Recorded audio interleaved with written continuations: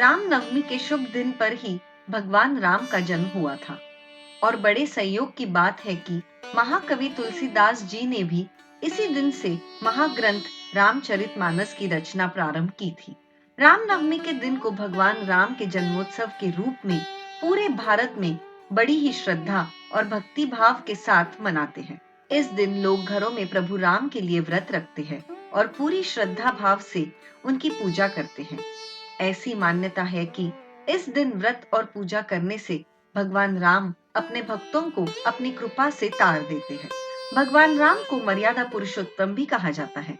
भगवान राम का जन्म कैसे हुआ, इस पर श्री रामचरितमानस के बाल कांड में तुलसीदास ने बड़े ही रोचक ढंग से वर्णन किया है। ये चौपाई आप भी सुनिए।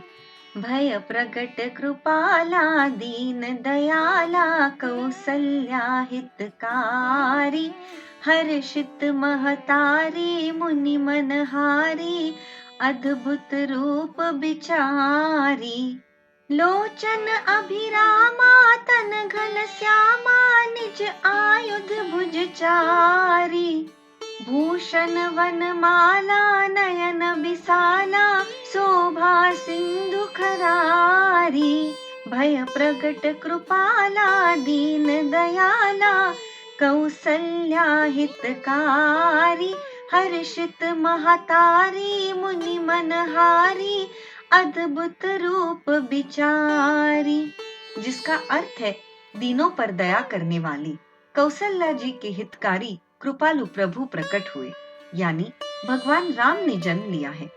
मुनियों के मन को हरने वाले उनके अद्भुत रूप का विचार करके उनकी माता हर्ष से भर गई। नेत्रों को आनंद देने वाला मेघ के समान उनका श्याम सा शरीर था। चारों भुजाओं में अपने शस्त्र, आभूषण और वनमाला पहने थे। भगवान राम के बड़े बड़े नेत्र थे। इस प्रकार शोभा के समुद्र और खर राक्षस को मारने वाले भगवान प्रकट हुए। इसके बाद तुलसीदास जी अगली चौपाई लिखते हैं, जिसमें वो हर तरह से भगवान राम का गुण बखान करते हैं और उनकी स्तुति करते हैं। मन को हर्षित कर देने वाली यह चौपाई इस तरह से है।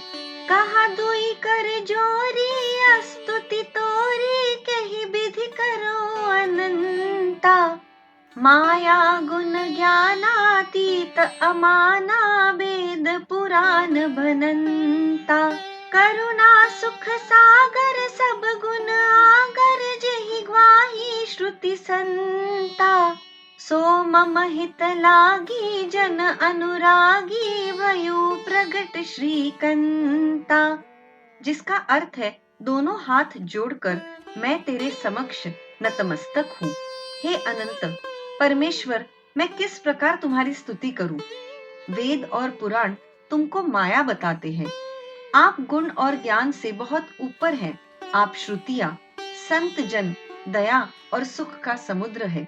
सब गुणों का धाम कहकर हम जिनका गान करते हैं, वही भक्तों को असीम प्रेम करने वाले लक्ष्मीपति मेरे भगवान राम सबके कल्याण के लिए प्रकट हुए।